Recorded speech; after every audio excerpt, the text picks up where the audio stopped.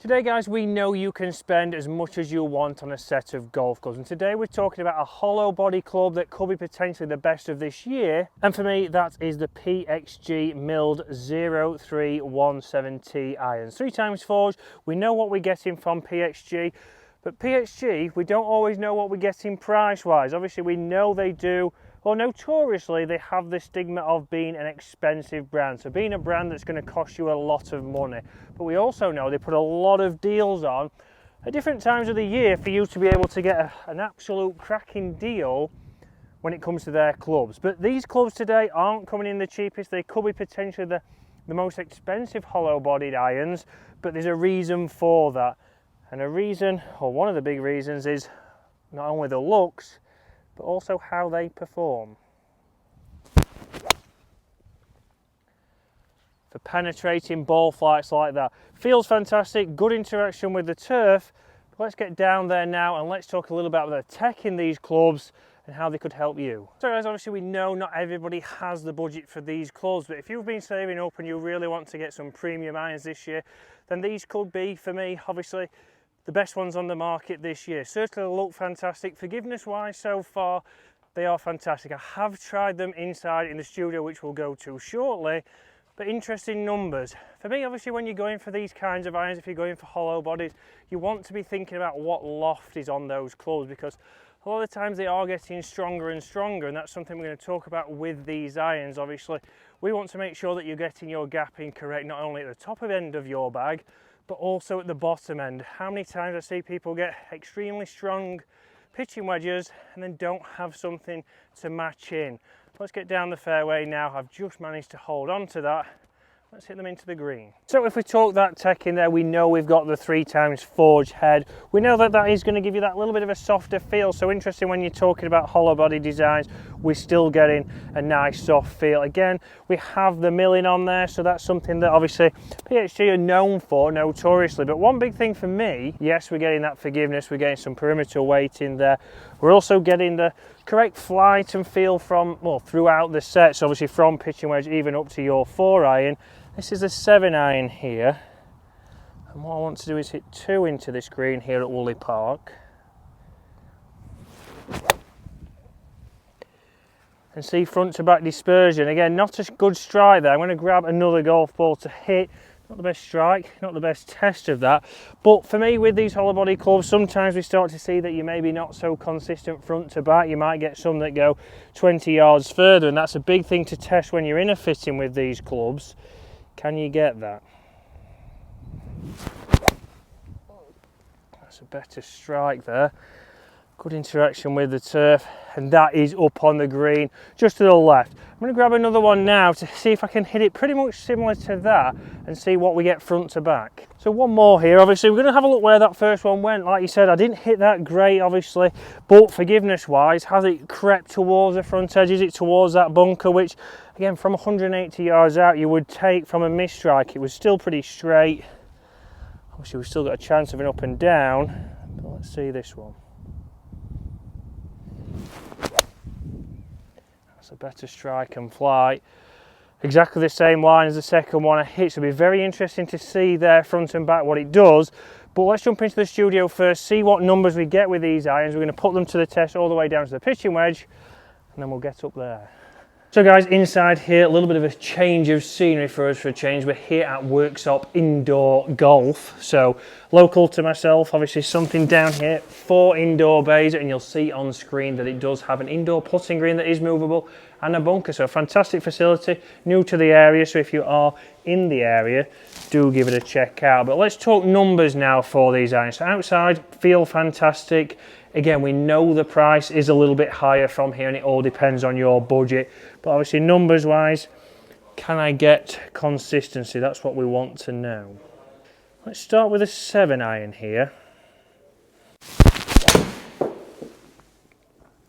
So again, feel-wise, like we've said outside, they do feel fantastic. Carry-wise there, 165 going out to 180. So certainly getting the trajectory, and so far for me, obviously, these are really feeling like one of the best clubs on the market. And when we do talk about price, we know they're obviously at the higher end of the price point, but if you have got that unlimited budget, or you're wanting to maybe go a little bit bigger on your irons, want to really spend some money, get the irons that you're going to have for a long time, then these certainly could be up there. Spin rate there, nice window, 6,000 with a 7 iron. It's not what it used to be. We did used to think 7,000 spin with a 7 iron, but it's closer to 6. And again, nice flight, getting the flight that we exactly expect. A better strike there, 170 carry, going out to 188, so certainly going a long way. And the one big thing for me with these kind of irons, obviously we know we need to think about gapping lower end of the bag. Again, a perfect spin rate there, good club head speed, carry and total, exactly what I'm expecting to see. But is that going to mean that it's very hard at the bottom of the bag to match up? This is where obviously fittings are essential for these clubs. It's all well and good spending all the money on these clubs and getting clubs that go a long way, like that one there, 180 carry going 195. So straight away there, okay, better strikes than all three, so they are going a little bit further. Consistency wise, spin rate's good, club head speed's good, a little bit of a pull there, so exactly what we'd expect to see. But if you spent all this money, we need to make sure that it fits in with the rest of your bag.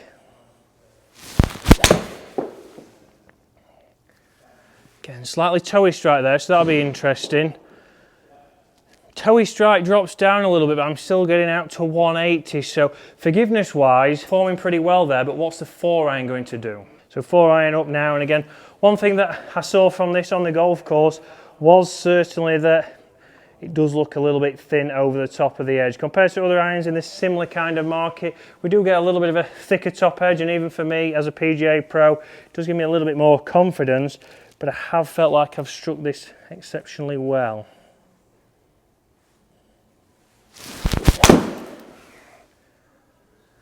Although not like that one, not the best shot there.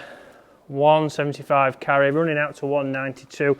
Bad strike there, exactly what we expect. So for me, they are pretty much the best irons from this range. Certainly good looking, good feeling, but especially when we come to the 4 iron, doesn't always fill you with the most confidence.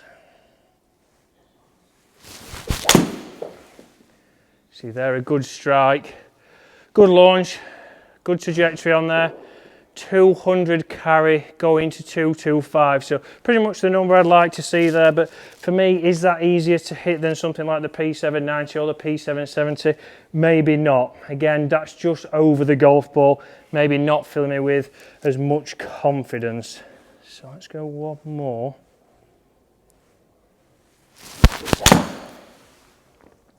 That was the best struck one of the lot, a little bit of a draw.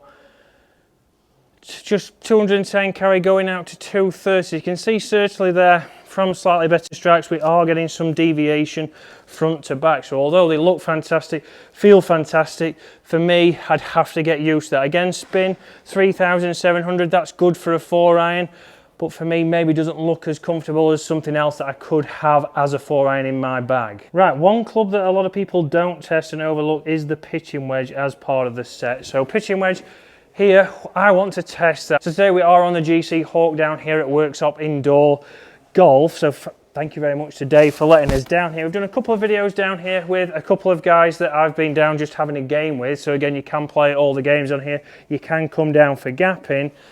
But pitching wedge is a club for me that you really do want to test.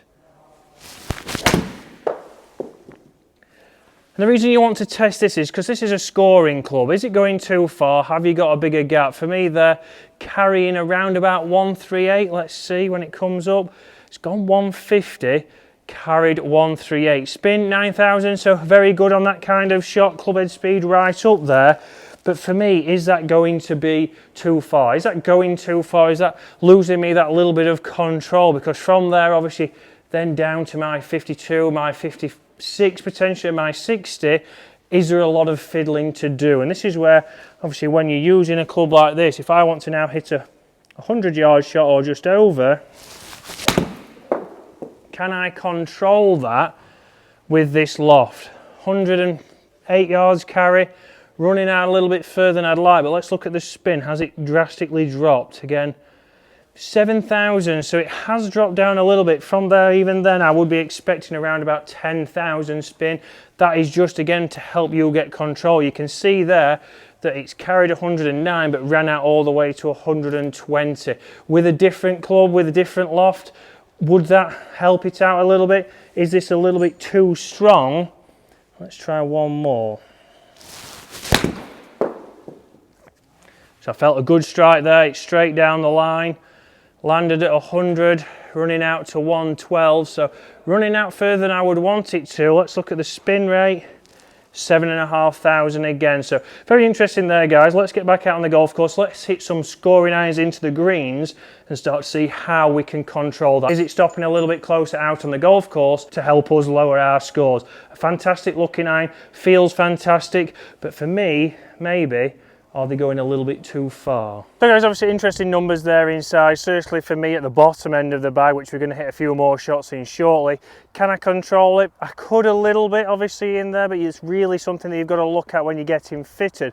But up here at the green, we can see the misstruck one is obviously just short of the green there. So I would have a chip to the flag, but then the two that I hit pretty similar, again, front to back dispersion, we've got a couple of yards in it. So you can see where both of those have pitched, stopped pretty quick, so good landing angle, getting exactly what you would expect. But now let's go and get some pitching wedges tested on the 17th here at Woolley. Can I control it? So like I mentioned inside, pitching wedge now is something that for me you want to be able to get the right landing angle, get the right launch and get the right control. You could say that about every single club, but for me more so, pitching wedge is something you don't want to go too far. So if it goes too far, it makes these kinds of shots pretty hard. So I've got 100 yards in here into the breeze. But if this club goes too far, then it's very hard to start knocking it down. And what I see from a lot of everyday golfers is that you'll start to miss-hit those because you'll slow down too much because you're scared of how far it goes, and then we never reach that green. Obviously with this club, we know that we're trying to get it as close as possible. We're trying to get it on the green and scoring, so we don't want to be hindering ourselves by not getting the right set for you, not getting something that works this end of the game. Because a lot of people focus on the top end of the bag, so you think about, oh, what driver shall I get? Maybe you don't spend as much time on irons. And yes, you can say these irons are obviously at the more expensive end of golf clubs or irons, but again, you're probably spending £600 on a driver, so the price of these irons is actually relatively pretty good, but it all depends on your budget. For me, I mean, dare I say it, these do look a little bit more player-esque than your P770's and your P790's, a thinner top line, but we are still getting that forgiveness. So for me, obviously, ticking a lot of boxes, looks-wise, performance-wise, certainly pretty solid, even with off-centered hits like we saw on the last hole.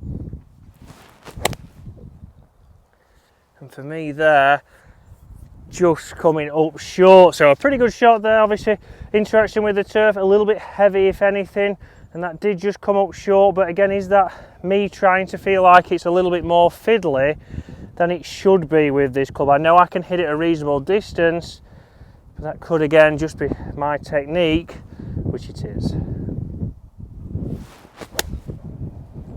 Better swing there, a nice flight, and that is pin high. So consistency wise, that was a little bit more me than it is like we know with everyday golfers. But guys, these PXG 0317T irons are going to be very hard to beat. They could be going in my bag, so I certainly like the look over them, I certainly like the forgiveness, but would they be in your price range, or do you think they're a little bit too expensive?